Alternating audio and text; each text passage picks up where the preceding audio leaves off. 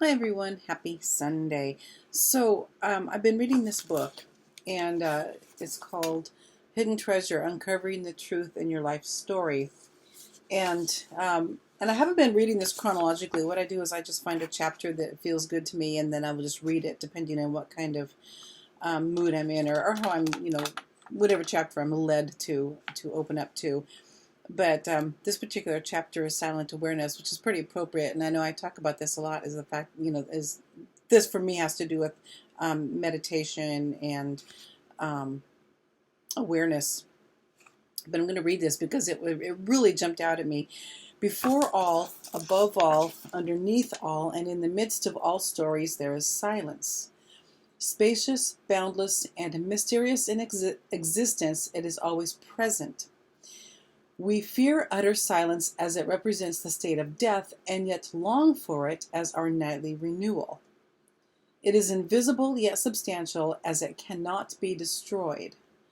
It can be overlooked or covered with the noise of internal and external images and thoughts, but it remains here after all else has come and gone. And so this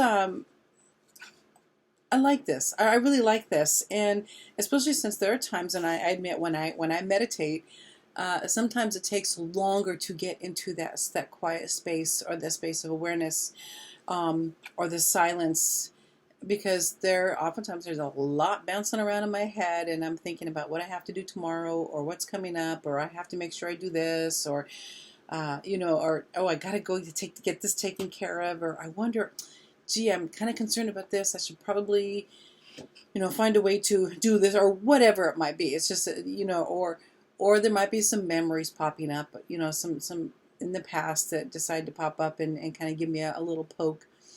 And that's simply just a reminder that it's time to let some things go. And it's not, those thoughts come in. Sometimes I can get a little frustrated because they're the memories. I can feel a little frustrated because I'm like, I thought I was over this. I thought I was done. But no, sometimes there just might be a little trigger or just something that's like, no, we're not done cutting cords yet. We're not done releasing this, or we're not done letting go, or there might be a little more healing that needs to be done in regards to this particular situation. So here's a little poke, and let's get this taken care of. But aside from that, so in the midst of all stories, there is silence, and there really is, and that's where we can find ourselves, where we can be ourselves, we can feel ourselves, and we can remember who we truly are in that silence. And sometimes in that silence, we just stop, and we just and for me, when I'm meditating, especially, and to get to that place of, instead of the aggressive thinking and thoughts and thoughts and thoughts, all these stuff coming through, which it's going to happen. What I do is I'll just breathe, relax. I'll focus on my breathing. I'll focus on my body. I'll focus on the air. I'll focus on how I'm breathing. And then what I'll do is I'll ask the universe, what do I need to know? And I just stop. And so doing that and saying that with that intention, that puts me in a space of being receptive and open, so that I can shut the other stuff off for just a little bit, so I can just pay attention to the now. We fear utter silence as it represents the state of death. And so that's a really good one, because, and that's for a long time why I didn't like to meditate, because it did mean death. It meant death of thoughts and ideas of who I thought I was. And it meant a death of my personality, because who I was, I thought that who I was connected to everything that happened in my life up to until this point. But my past is not who I am. My future is not who I am. I just am. This is always in the now, always in the now, always in the now. So the silence and stopping the flow of this constant barrage of stuff that I really didn't need to be paying attention to, that felt like a death, because well, if I don't have these thoughts, if I don't have these things in my head, then who am I? Then I'm just not anyone. I'm nothing. I'm nobody. But that's kind of what we want to be, right? we don't want this constant barrage of thoughts and things. I mean, constant going through, when sometimes this silence, yeah, it feels like a death sometimes, but it also, once we get past the fear and the discomfort from that, and letting go of that part of us that really is not us, that gives us space to see who we really are. And that means letting go of a lot of things, and unclenching our fists, and letting go of our grasp on situations and beliefs that no longer serve, and that actually can be lead us on a path of toxic behaviors or unhealthy behaviors that are not serving us. It is invisible yet substantial, as it cannot be destroyed. It can be overlooked or covered with the noise of internal and external images and thoughts, but it remains here.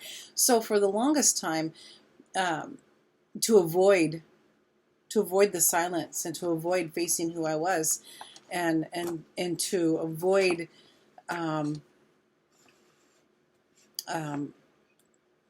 being aware, I would have constant noise. It would be music, or it'd be Netflix, or anything, or YouTube, or whatever. It'd be anything just to keep me from being silent, to keep me from going into that space where I really needed to be, to let go, to be in that silence, to be in that awareness, and to just be quiet, and die to that person that I thought I was, but who I really wasn't. That just wasn't me. And so there were a lot of external addictions that I practiced. Again, watching things, constantly watching things, and even going to sleep to television shows or movies, so that I didn't have to stop and be in that quiet space, or constantly staying busy, constantly doing something, constant. I never stopped.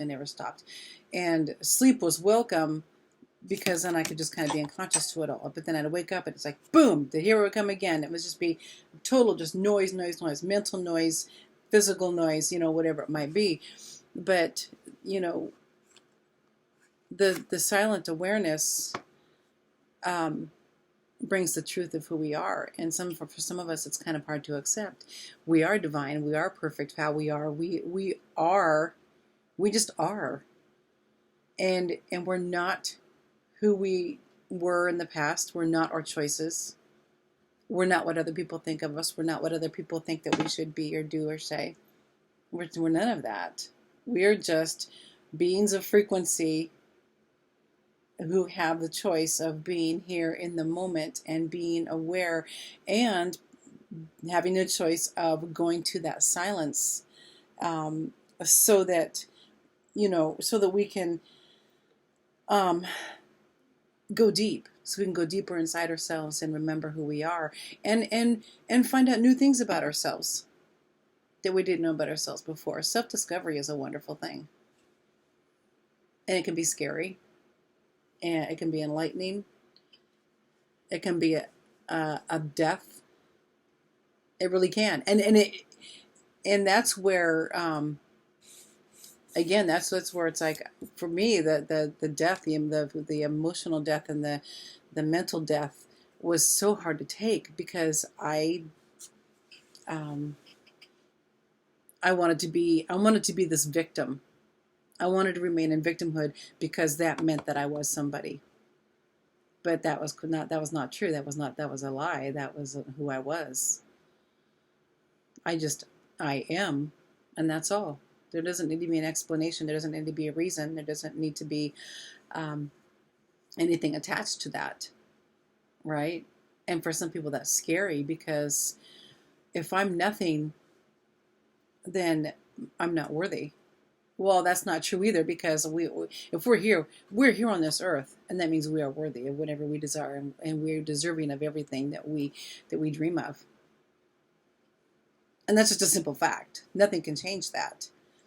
But it's it's one of those things where we get to remember that we don't have to have attachment to having an identity, because that doesn't make us who we are. That's not our worth. That's not what makes us important. We already are important regardless of who we are and what we've done, you know. And so I think that this was really a really important thing for me to read personally, is that, you know, it's okay to be in the silence. It's okay to have that inner death. It's okay to die every day. Not physically. We don't.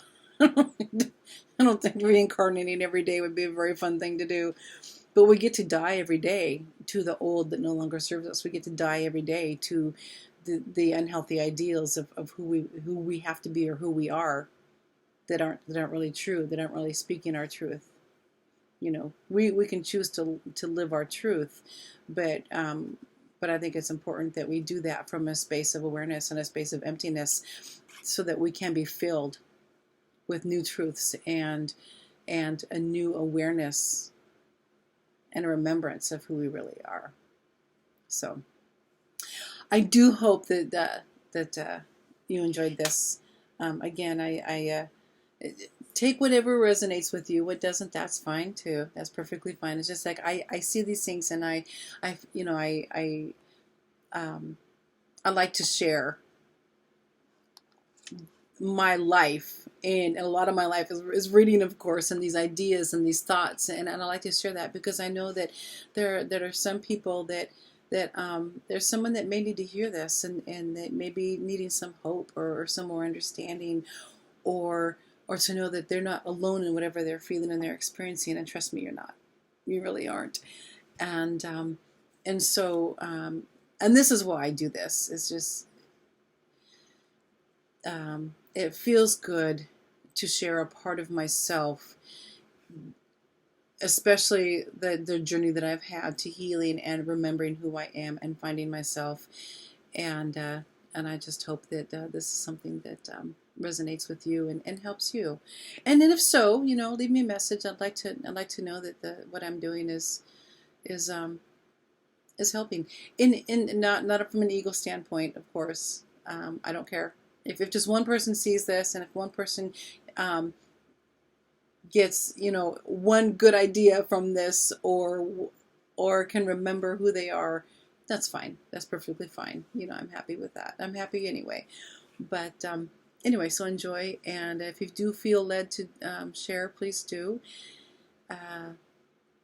If you would like a reading, I can do readings. I have charts that I can, you know, we can connect with the higher self and get some guidance. If you you know, perhaps would like some guidance or some not advice, but just you know, work on intuition about perhaps some steps you might, you know, want to be taking in the future, or even just maybe understand more of your past, or what to let go of.